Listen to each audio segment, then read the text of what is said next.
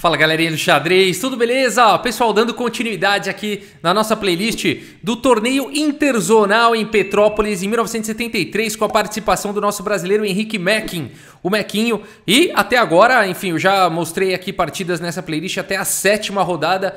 Mequinho invicto até agora, 4 empates, 3 vitórias e um torneio importantíssimo que dá 3 vagas para o torneio de candidatos. Um dos maiores torneios do mundo da época.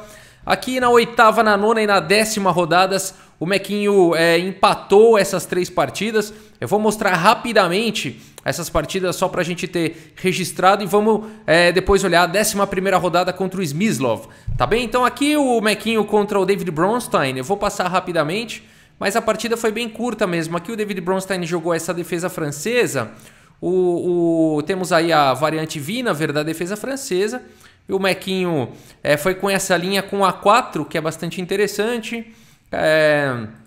Bispo em A3, B6, bispo D3, H6. Roque C4 aqui pelo David Bronstein, atacando aí o bispo em E2, bispo B7. Aqui eu vou passando mais rapidamente, só realmente para a gente ver aí. Mas na verdade a posição ficou bem fechada, né? E aí acabou que, enfim, todo mundo aí com todas as peças, né? O que estava faltando aqui? Na verdade, uma peça menor só saiu para cada um cavalo e um bispo aí. E, enfim, ficou muito fechadão aí. E ninguém quis continuar jogando. Então o Mequinho aqui empatou com o David Bronstein. Isso foi na 8ª rodada. Agora na 9ª rodada, o Mequinho pegou aqui o Lev Polugaevski, tá bom? Também estamos falando aí dos melhores jogadores do mundo na época. O Lev aqui de brancas. Ele abriu aqui a partida com o peão da dama, D4.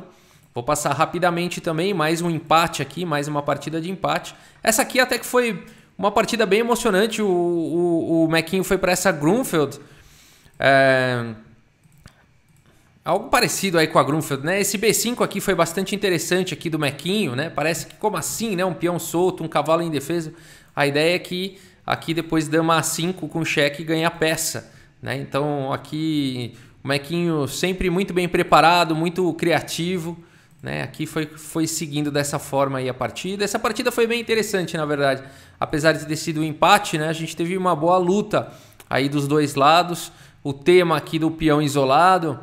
Então o Mequinho passa a partir para cima aí desse peão. O Lev Polugaevski, claro, vai atacando aí o Mequinho, e agora a gente tem aí uma igualdade material, né? Uma posição bem simétrica, mas ainda assim, olha só, o Lev foi vindo para cima nesse final, né? O Mequinho, ao invés de se defender, contra-atacou. Muito interessante isso, né? Corretíssima a abordagem. E aqui foi seguindo, o bispo está atacado, o cavalo protegeu aí o bispo e atacou o do Mequinho. A gente tem algumas trocas de peças. H3, F6, né? Então dando casas aí para o rei poder entrar no jogo. E aí esse final, a torre na 7ª, o Mequinho, claro, já tinha calculado tudo, contra-atacou aí, defendeu a 7ª horizontal, né? E agora segurou toda a posição. A torre tá segurando o cavalo e o rei conseguiu chegar próximo aí de toda a ação e nessa posição. Então aí ambos os jogadores concordaram no empate. Esse foi uma belíssima partida, uma luta aí, mas realmente acabou indo para o empate, né? E vamos olhar então aqui a próxima, a partida aqui da 10ª rodada, que também terminou no empate, Mequinho de brancas contra Paul Keres. Então só gigante, né? Só gigante aqui no tabuleiro. É sensacional ver essa turma toda aqui no Rio de Janeiro, no Brasil. Essa partida já não foi tão emocionante, eu acho que aqui a gente tem essa Rui Lopes, né? O Mequinho foi para essa variante aí de capturar mesmo lá em C6. E essa partida foi bem curta, na verdade. Ela durou 17 lances, está quase no final já. Então aí trocaram mais algumas peças. O bispo aí atacou a dama, o Mequinho está tentando abrir a posição. Paul Keres manteve fechada.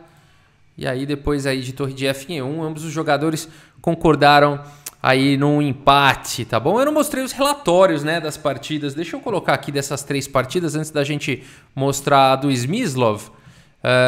Bom, contra o David Bronstein, então foi a primeira partida que eu mostrei. Olha só a precisão dos jogadores aqui. O Mequinho teve 88.3, mas não cometeu nenhuma imprecisão, nenhum erro, nenhuma gafe, nenhuma vitória perdida. Porque talvez como teve 7 lances bons aí, 2 excelentes e não os melhores lances, mas enfim, nenhuma imprecisão, né? Foi uma partida bem bacana aqui dos dois jogadores. Já contra o Lev Polugaevski, olha só, 97,8% de precisão para o Lev, 98,2% de precisão aí para o Mequinho, uma imprecisão só para cada um, né? Fantástico. E contra o Paul Keres, foi essa partida curta aqui, provavelmente a precisão deve ter sido alta, né? Então aqui o Mequinho 96,5%, o Paul Keres 98,5%, uma imprecisão só para cada um. Um nível altíssimo, né? Um nível altíssimo. E vamos dar uma olhada então nessa partida. Essa partida é muito legal. O Smyslov, aqui de brancas, contra o Mequinho. 11ª rodada. O Mequinho continua invicto nesse torneio. Incrível com esses jogadores muito fortes. O Smyslov abre com C4, abertura inglesa. Temos aqui E5 pelo Mequinho. Cavalo C3, cavalo em F6, cavalo em F3, cavalo C6. A gente tem aí a variante dos 4 cavalos da abertura inglesa. G3, bispo em B4, bispo G2 e aqui roque colocando rei em segurança. E cavalo D5 aqui pelo Smyslov, atacando o bispo do Mequinho. E o Mequinho vai para essa linha bastante interessante aqui, buscando a iniciativa com o lance E4. Cavalo em H4 e agora o bispo vem para C5 em segurança. Roque e torre em E8. Veja que desenvolvimento tranquilo e muito bem feito aqui do Mequinho. Eu gosto muito dessa posição aqui de negras. Me incomoda um pouco aqui nas brancas esse cavalo no canto. Na verdade não tem nada de errado nessa posição, é uma questão de preferência mesmo. O desenvolvimento das brancas também está bom aqui. E agora o lance D3 indo em direção ao centro. E por D3, dama por D3 e agora cavalo em E5, atacando a dama e atacando aqui no ponto de C4. Dama em C2 e agora C6 atacando o cavalo. O cavalo vem para C3 e aí o Mequinho captura. Agora aqui o peão de C4, você fala, oba, legal, o Mequinho já tem um peão a mais. No entanto, agora cavalo A4, e o que fazer nessa posição? Porque o bispo está atacado, o cavalo está atacado. Será que o Mequinho foi capivarão assim, capturou um peão e agora vai perder uma peça? Né? Será que tem algum jeito de se sair dessa? Bom, o Mequinho tem 2 peças atacadas, ele simplesmente recolhe o bispo. Então bispo para F8 e agora caiu o cavalo, dama para o C4. Ué, será que o Mequinho já perdeu peça logo de cara? Será que ele não viu isso? Claro que viu, o Mequinho é um mestre dos cálculos, os cálculos dele são extremamente profundos. Ele viu isso e muito mais, porque agora ele segue com B5, dando um garfo aí na dama e no cavalo e vai recuperar sua peça. Dama D4, B por A4 e agora o Mequinho então recuperou a sua peça. Ambos os jogadores possuem o par de bispos. Uma partida bem equilibrada até agora. A partida segue aqui com E4 indo em direção ao centro e bispo em A6, completando aí o desenvolvimento das peças menores com tempo sobre a torre, torre em E1 e agora dama em B6, propondo aí a troca das damas, o que consertaria a estrutura de peões do Mequinho. Seria ótimo, né? Aqui bispo em E3 foi jogado e o que jogar nessa posição? O Mequinho está com a dama atacada 2 vezes e ele faz o lance bispo B4. Como sempre, o Mequinho, ao invés de se defender, vai para lances ativos, agora atacando a torre aqui do Smyslov. A partida seguiu com dama por B6, A por B6 e agora torre de E, a torre que estava atacada aqui em D1. Bispo em E2, o Mequinho continua aí com toda a iniciativa, a torre em D4, salvando a torre contra-atacando o bispo, e agora C5, atacando a torre e protegendo o bispo. E nessa posição, o Smyslov vai para uma ideia bastante interessante aqui, e ele vê a possibilidade de capturar o bispo. Por que ele está fazendo isso? Porque na sequência E5 ataca o cavalo e abre um descoberto sobre a torre. Interessante essa posição, né? E o Smyslov vai para isso. Torre por B4, C por B4 e agora E5. Então aqui o Smyslov temporariamente sacrificou qualidade, sacrificou aí a troca, mas vai recuperar material. Cavalo G4, bispo por A8 e agora cavalo por E3 aqui pelo Mequinho. Bacana, tudo igual. Uma torre e 2 peças menores para cada um. O Mequinho tem um peão a mais. Tudo bem, são peões dobrados, mas um peão a mais aqui já é uma boa vantagem para o Mequinho.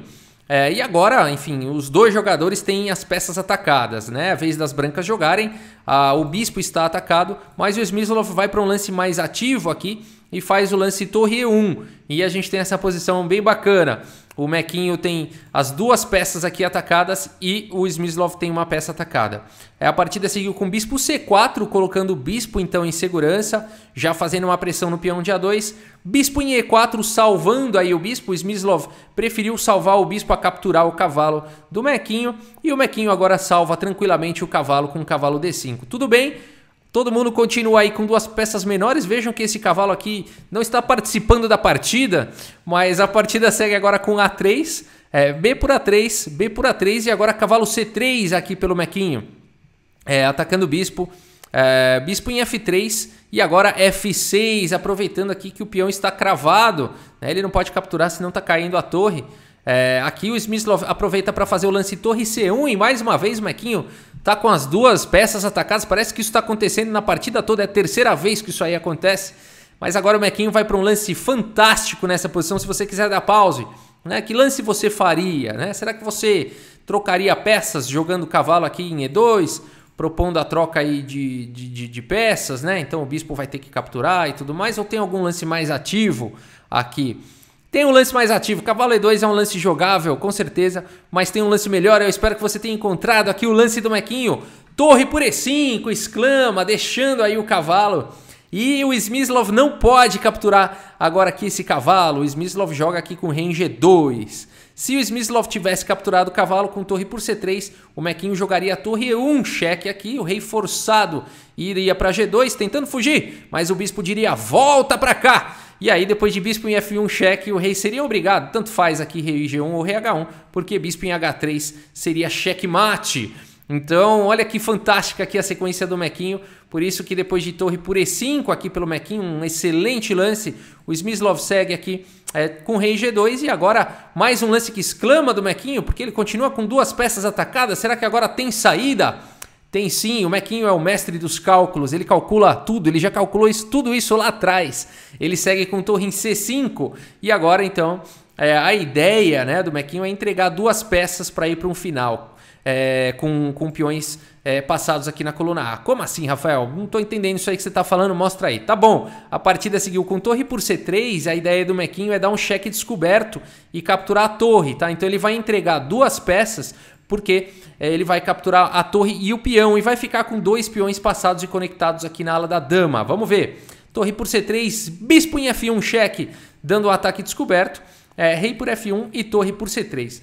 Em geral, uma torre contra duas peças menores não é um bom negócio em finais, mas quando a gente fala aqui de peões passados e conectados, aí é um plus que vale bastante a pena. As pretas estão bem melhores aqui na posição. E o cavalo continua só assistindo. A partida segue com bispo D5 cheque, rei em F8 e agora rei em E2, colocando o rei aí no jogo. Torre por A3, rei em D2, B5, olha a força agora, esses peões passados e conectados. E agora finalmente esse cavalo acorda de seu sono profundo e joga cavalo aqui em F5. B4 aqui pelo Mequinho, cavalo em E3 e agora B3, com que velocidade esses peões avançam? Rei em C3, o rei tem que encostar para segurar esses peões, mas agora a torre em A2 também partindo para cima aqui dos peões do Smyslov. Rei em B4, colocando a torre meio que escrava aqui. O Mequinho não quer ficar escravo de jeito nenhum. Joga a torre por F2, rei por A4 e B2, avançando com o peão. Bispo em A2, segurando a casa de promoção e agora a torre por H2. Rei em B3, colocando pressão no peão. Torre em H3, o Mequinho entrega esse peão na expectativa aqui de capturar o último peão do Smyslov. Cavalo em F1 defendendo torre H1, partindo para cima do cavalo. Cavalo em D2 e agora torre G1. E nessa posição o Vasily Smyslov abandona aqui a partida. Mais uma vitória para o Mequinho na 11ª rodada. O Mequinho continua invicto nesse torneio, jogando contra monstros aí do xadrez mundial. E nessa posição abandonou porque, enfim, qualquer lance aqui, vamos por rei por B2, vem torre por G3 e uma torre 4 peões contra rei, duas peças menores. Certamente é um final vencedor, né? Rei C2, H5, esse peão aí vai rapidamente H4, né? E aqui não tem como as brancas segurarem aí esse final. E mais alguns lances as pretas vencerão, né? Vamos dar uma olhada aqui no relatório do chess.com, olha só. Nossa senhora, 98,1% de precisão para o Smyslov, que é uma precisão monstruosa, só que o Mequinho fez quase 100% aí, 99%. 0,2% de precisão. O Smyslov perdeu e não sabe como. O que aconteceu, né? 34 dos lances do Mequinho foram os melhores contra 30 do Smyslov.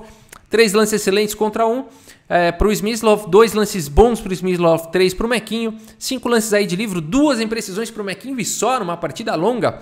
E 5 imprecisões. Ninguém errou, né? 5 imprecisões do Smyslov. Ninguém errou. O Mequinho realmente foi mais preciso, né? Calculou mais profundamente e caiu nesse final ganho aí. Sensacional essa partida. Mequinho segue invicto no torneio interzonal em Petrópolis, no Rio de Janeiro, em 1973. E a gente segue com a nossa playlist para ver como é que vai ser o desempenho aí do nosso Mequinho, de 21 anos de idade, tornado aí o recém-titulado como grande mestre. Ele se tornou grande mestre aos 20 anos de idade. E aí aos 21 fazendo bonito, já na elite do xadrez mundial. É isso, pessoal, por enquanto, muito obrigado pela sua audiência, um grande abraço para todos vocês e até a próxima, valeu!